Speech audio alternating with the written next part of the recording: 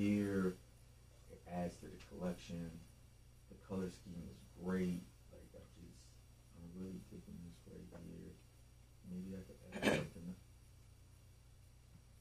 Oh, right. It's time for this. Yes. What was it again? I had to... I'm just messing. You know who it is. It's ZEUS CRUZ of Olympian Multimedia, giving you another segment of Get Things Done. In this particular segment, we're going to be discussing primarily to you content creators out there how to come up with your own mobile studio. Yes, a studio on the go to do all things multimedia. Specifically, utilizing this thing over here to my left, which you already know is the iPad. It comes with tons of features that you can utilize in your media projects. So I'm just going to give my little recommendations for what I think will be of best use so that you can start creating and constructing your media project on the go. So let's get started. Obviously, if you're going to be on the go, you're going to have to be doing some transporting of your equipment and such.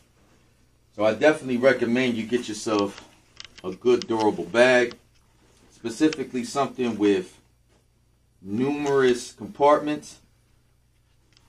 This particular bag also offers USB. You can also even plug in different devices to get charged. But definitely you want to have something that allows you to transport all of your equipment. You hate to be in a situation where you can't do something because you wasn't able to bring the piece of equipment needed to do your project because you just didn't have any room.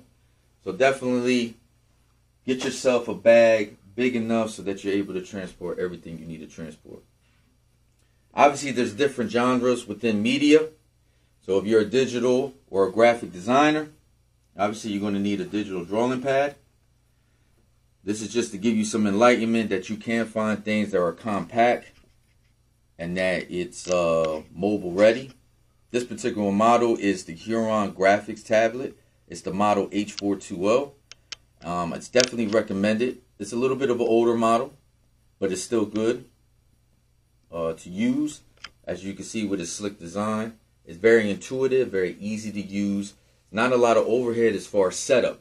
That's something very important as a side note when you're trying to develop your mobile studio, is to allow it that whatever components that you're going to be plugging up to your USB hub, that it's ready to go. You know, you're in the situation when you're working with other clients, or maybe you're a little bit on a time restraint. You need to allow yourself the ability to plug in and go and just start utilizing the software along with the hardware so you can get your project started. Another thing that I want to show to you as well, obviously the iPad comes already with a microphone already built in, but if you don't want to be dependent on that, voila, they offer a mobile version of a microphone that's very effective. This particular model is the Zoom IQ7. You see on the end, the input goes right onto the slot on the iPad. And then you have the dial on the back to control the volume. So you don't have to be stringent to the microphone that you have already implanted on the iPad. There is an option that you can use that is portable if you're doing any kind of vocals or some type of documentary style where obviously you need the ability to speak. Next up, if you are a photographer or you're in the film work,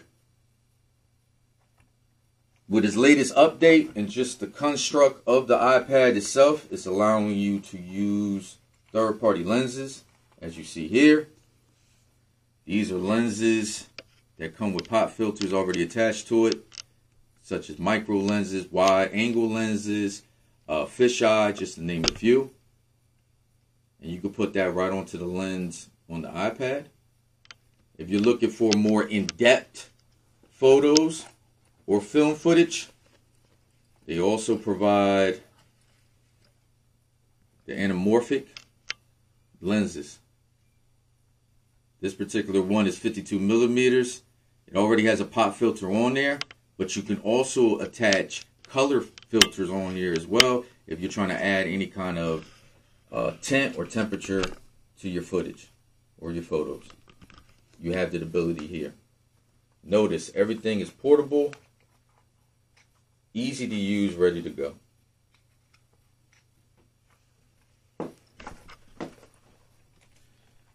So, ZEUS, what's going on with the music? I know a lot of people that I talk to, the main thing for having a studio on the go is so that I can make music. People tend to get a lot of inspiration while they're out and about, and they tend to get an idea and they kind of want to lay it down very quickly. So, is it possible that we can set up something regarding with music? Come on, of course. I wouldn't even bring it up if we couldn't. Just as a side note, I definitely recommend, yes, get over it. I'm a huge Batman fan, duh.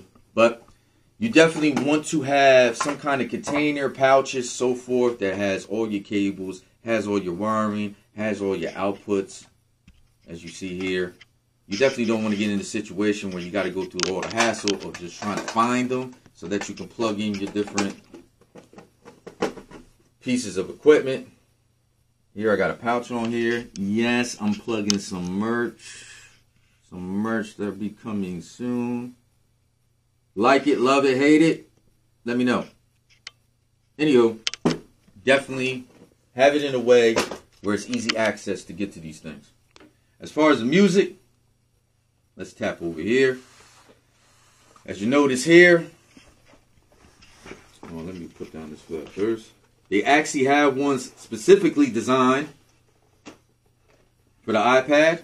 This is one of them particular models. It is called the CRUZ Nano Key. And as you can see, it's your basic hybrid MIDI controller where you have your keys, you have your pads. Obviously, you can input melody through the keys, and then you can use the pads to make up your bass line or input some kind of drum pattern. You have your tuners here to set your parameters, and then obviously a screen here. Once again, I emphasize, once you plug it in, it's ready to go. No overhead as far as setup. The iPad instantly detects this and syncs it to the system. But maybe you don't want to use this. Maybe there's something in particular that you want to use. Well, they have a MIDI controller. Like I mentioned before, you can use third-party vendors. And this one right here is pretty standard in most studios. It's the Akai MPK Mini. You definitely want to utilize with your MIDI controller some type of hybrid that, again, as you see here, it has the keys and it has the pads, your tuners. And again, this works the same way as the CRUZ Nano Key. As soon as you plug it up, the iPad instantly detects it. You just have to go to your settings and make sure that you have the program under Akai. If you're going to be using something like this or some other model, you just have to go into your settings and just mark it there. But again, the ability of using third-party vendors is a beautiful thing. Obviously, for vocals, if you're going to do some vocals, I showed you a smaller version, but you can use a standard compressed mic. This mic that I have is manufactured by Muvo. Definitely recommended. And then obviously you can have the detachments where you put the mic in. You can have your pop filter. And give yourself that professional touch. It's all dependent on what you're trying to do, but you have options. And that's always a great thing. So, let's get to the software, guys. We've been talking about all the hardware and all what the attachments that you can go to. But ZEUS, what kind of applications on the iPad would you recommend so that I can start doing different media projects? Just as a side note, you can go out and get yourself the Apple Pencil. Understand that's something separate from buying an iPad, but it can be tedious and a little bit expensive. Just know that you can use pretty much any stylus. Again, you just have to go to your settings and program it so that the pad can detect this. But otherwise, you can use any stylus. You don't have to be, it doesn't have to be the Apple Pencil. Just as a side note. These are some of the apps that I will recommend if you were doing some media projects. The first one I want to show you is right here. It's called Darkroom. And the great thing about it is you just click on your project. The window comes up. The interface is very easy to use. Over here you have your options. You have your different color wheels that you can slowly add some gradients into your picture. Change the temperament, change the tint, change the contrast, change the brightness, the aspect ratio, so forth and so on. The overall resolution of your picture. But you can also do video. So maybe you don't want to be cluttered with a lot of different applications on your iPad. The beauty of Darkroom is that it allows you to edit photos and videos. So that's always a plus. If you are looking to film, I definitely recommend this app called PROTAKE. Again, very easy to use. It's very intuitive in the sense that it presents all the options within the screen, but doesn't take away from your footage or your field of view. You can definitely film up to 4K using this application. And then you have options in which you can instantly add different pop filters. You can add these filters as you're filming. Maybe you see something on there that needs a little bit of configuring. You can do that while you're filming. And then the great thing is you have a plethora of different options that you can use.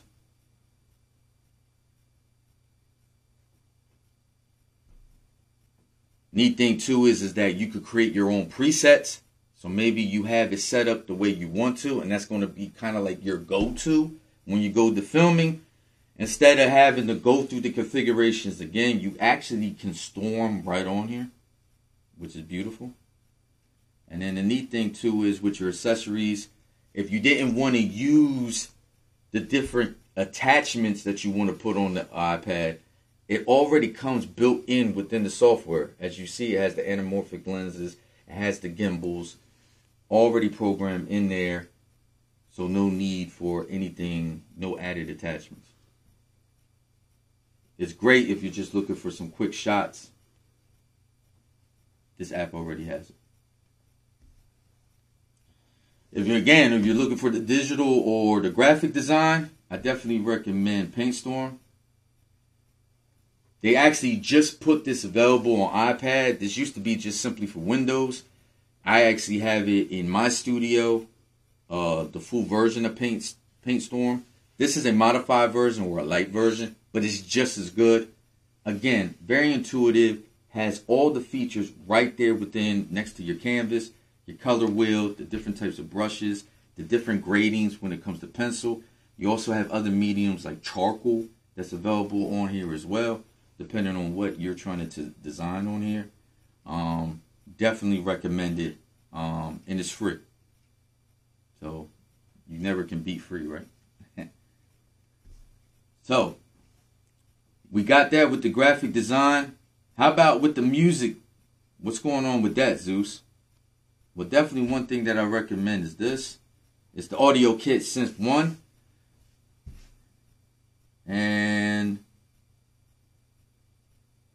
this is great because it gives you a modified version of a synthesizer, which is awesome if you're looking to make your homemade synths. As you can see here, it has all the tuners you need to set your parameters.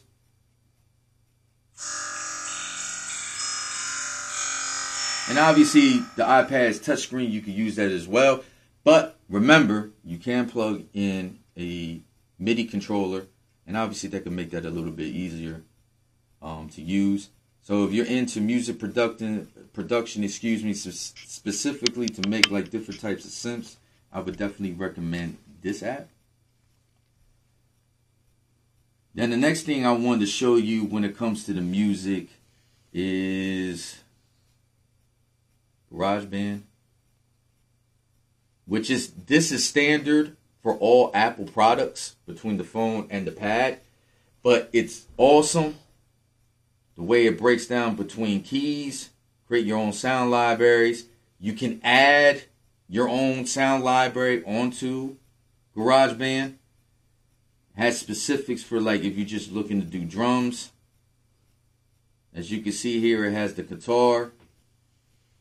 Different types of instruments that you can utilize on here and put into your production. And then from there, the great thing about the pad is that they finally put Logic Pro, which is, as you probably already know, that is the standard DAW for Apple. And they finally made it available on the pad. So whatever you work on GarageBand, the neat thing is it automatically integrates into Logic Pro, in which you can continue on with your music production, with your project. Just putting the finishing touches on it if you wanted to add anything to it. Obviously, you can mix on here and you can master as well. It's the all-in-one DAW on the go, with no need of going into your home studio and finishing up. You can pretty much finish up everything on the pad itself.